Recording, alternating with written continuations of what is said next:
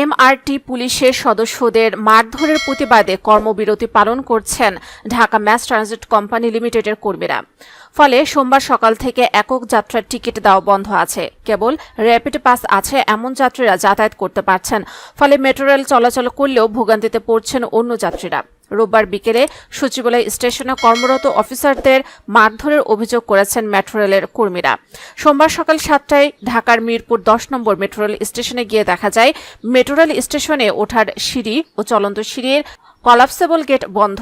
এতে একটি বিজ্ঞপ্তি টানিয়ে দেওয়া হয়েছে। তাতে বলা হয়েছে, সাময়িকভাবে মেট্রো রেল চলাচল বন্ধ আছে, যাত্রীদের অসুবিধার জন্য দুঃখিত। এমনিতে প্রতিদিন সকাল 7টায় ওই গেট খোলা হয়। বেলা 7:20 একজন নিরাপত্তা কর্মী এসে কলাপসেবল গেট খুলে দেয়। এ সময় বাইরে কয়েকজন যাত্রী অপেক্ষমান ছিলেন। গেট খুলে দিয়ে সজীব নামের ওই নিরাপত্তা কর্মী বলেন, যাদের র্যাপিড পাস আছে তারা যেতে পারবেন, সিঙ্গেল টিকিট দেওয়া বন্ধ আছে। ওই স্টেশনের কনকোর্স হলে গিয়ে দেখা যায় টিকিট কাউন্টার বন্ধ, সেখানে কোনো কর্মী নেই। মেট্রো রেল কর্মীরা অভিযোগ করেন, রোববার সোয়া 5টার দিকে ঢাকা ম্যাস ট্রানজিট কোম্পানি লিমিটেডের 4 জন কর্মীকে মৌখিক ও শারীরিকভাবে লাঞ্ছিত করে এমআরটি পুলিশ সদস্যরা।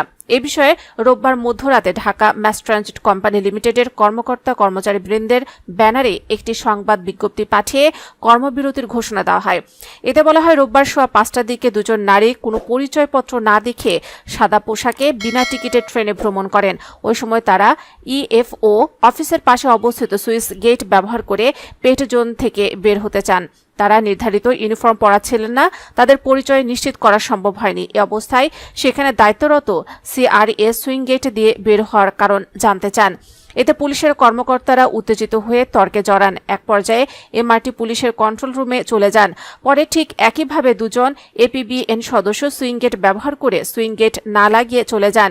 এ বিষয়ে তাদের কাছে জানতে চাইলে তারাও আগের ঘটনার জের ধরে তর্কে জড়িয়ে পড়েন। সংবাদ বিজ্ঞপ্তিতে বলা হয়, কিছুক্ষণ পর পুলিশ কন্ট্রোল রুম থেকে আরও কয়েকজন পুলিশ এসে দায়িত্বে থাকা সিআরএ এর সঙ্গে ইএফওতে তর্কে জড়িয়ে পড়েন। ইএফও থেকে বের হওয়ার সময় কর্মরত সিআরএর কাঁধে বন্দুক দিয়ে আঘাত করেন এবং কর্মরত আরেকজন টিএমওর শার্টের কলার ধরে এমআরটি পুলিশ বক্সে নিয়ে গিয়ে মারধর করেন। এ সময় গুলি করার জন্য বন্দুক তাক করেন। তখন স্টেশনের স্টাফ ও যাত্রীরা এমআরটি পুলিশের হাত থেকে কর্মরত টিএমওকে উদ্ধার করে নিয়ে আসেন। সংবাদ বিজ্ঞপ্তিতে বলা হয়, আহত সিআরএ কে চিকিৎসার জন্য ঢাকা মেডিকেল কলেজ হাসপাতালে ভর্তি করা হয়েছে।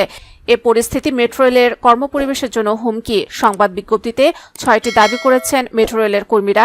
এগুলো হলো, আগামী 1 কার্যদিবসের মধ্যে ঘটনায় জড়িত পুলিশ সদস্যকে স্থায়ীভাবে বরখাস্ত করতে হবে, বাকি পুলিশ সদস্যদের শাস্তি দিতে হবে, তাদের প্রকাশ্যে ক্ষমা চাইতে হবে। মেট্রো স্টাফ ও যাত্রীদের নিরাপত্তার জন্য নিরাপত্তা বাহিনী গড়ে তুলতে হবে। এমআরটি পুলিশকে বিলুপ্ত করতে হবে।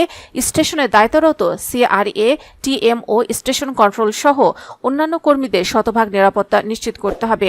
অফিসিয়াল পরিচয়পত্র ছাড়া ও অনুমতি ছাড়া কোনো ব্যক্তি যেন স্টেশনের পেট জোনে প্রবেশ করতে না পারে তা নিশ্চিত করতে হবে। আহত কর্মীর সম্পূর্ণ চিকিৎসার দায়িত্ব কর্তৃপক্ষকে নিশ্চিত করতে হবে।